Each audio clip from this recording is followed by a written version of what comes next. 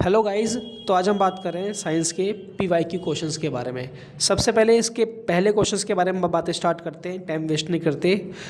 कहता है conversion of solid state into vapour. कहता है सॉलिड से सीधा वेपर में चला गया कोई भी state without passing in a liquid, बिना लिक्विड में बदले, तो ये कौन सी प्रोसेस है? ये सब्लिमेशन प्रोसेस होती है। कौन सी प्रोसेस होती है? सब्लिमेशन।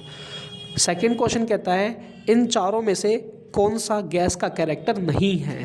देखो गैस के पास शेप भी नहीं होती, गैस जो है वो हाई कंप्रेसिबल है, गैस फ्लूइडिटी भी रखती है, तो इसका ऑप्शन नंबर सी हो गया, गैस के पास डेफिनेट वॉल्यूम नहीं होता। क्वेश्चन अगला कहता है इन चारों में से कौन सा केमिकल चेंज है? तो chemical change burning of food है या बर्निंग ऑफ वुड है। लकड़ी का जलना या खाने का जलना, किसी भी चीज़ का जो बर्न होता है वो केमिकल चेंज में आता है, क्योंकि इसमें देखो केमिकल रिएक्शन होती है, बाकी सब में केमिकल रिएक्शन नहीं होती, नया प्रोडक्ट नहीं बनता। क्वेश्चन कहता है कैल्शियम फॉस्फेट का फॉर्मूला क्या है? देखिए कैल्शियम की वैलेंसी 2 होती है और फॉस्फेट की वैलेंसी 3 होती है, तो इसका क्रॉस मल्टीप्लिकेशन करके देखा गया तो इसका ऑप्शन डी है। देखा जाए कहता है कार्बन डाइऑक्साइड का मास रेशियो क्या आएगा? देखो कार्बन डाइऑक्साइड का फॉर्मूला होता है CO2, तो कार्बन 1 है और ऑक्सीजन 2 है, एक कार्बन का मास 12 होता है, 2 ऑक्सीजन का मास 32 होता है, तो जब 2 से काटते हैं 2 6 12 और 2 1 2, 2 6 12, 2 3 6, 2 8 16, तो इसका आ गया 3:8 कार्बन डाइऑक्साइड का मास रेशियो, जो ऑप्शन नंबर बी है। देखा जाए मैंने पिछली वीडियो में इसकी बात भी की थी, न्यूट्रॉन्स नंबर कैसे निकालते हैं। तो कहता है सोडियम के पास कितने न्यूट्रॉन है और मैग्नीशियम के पास कितने न्यूट्रॉन है। देखो सोडियम का मास 23 है, एटॉमिक नंबर 11 है, 23 में से 11 गए तो बचा 12, और मैग्नीशियम का मास भी 24 होता है, माइनस कर दो एटॉमिक नंबर को, तो इसका भी आंसर क्या? 12। तो इसका मतलब सोडियम के पास और मैग्नीशियम के पास, दोनों के पास कितने नंबर ऑफ न्यूट्रॉन है? 12 और 12, इसलिए ऑप्शन नंबर 20 का आंसर है 12 और 12।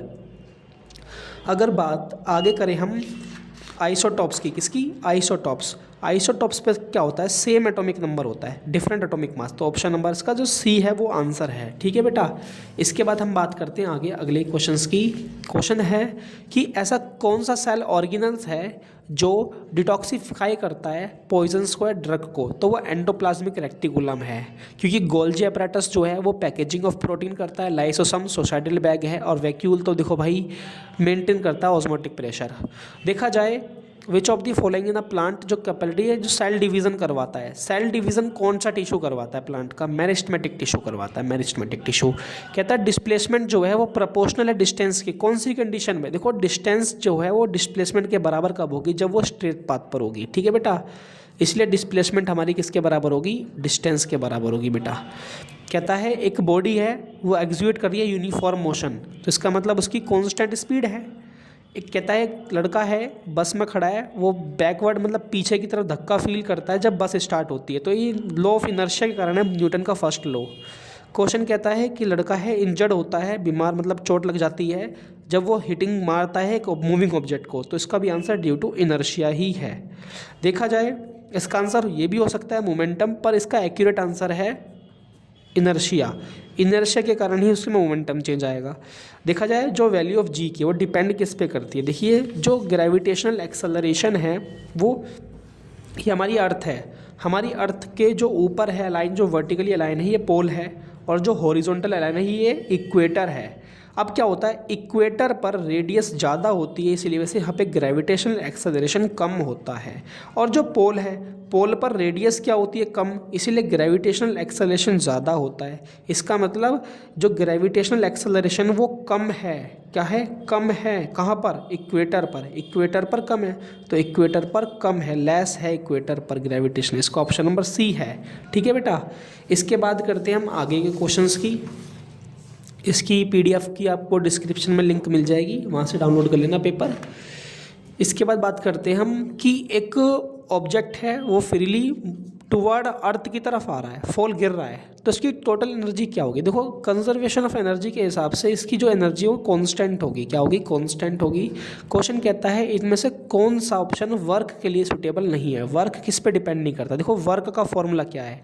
FS cos theta.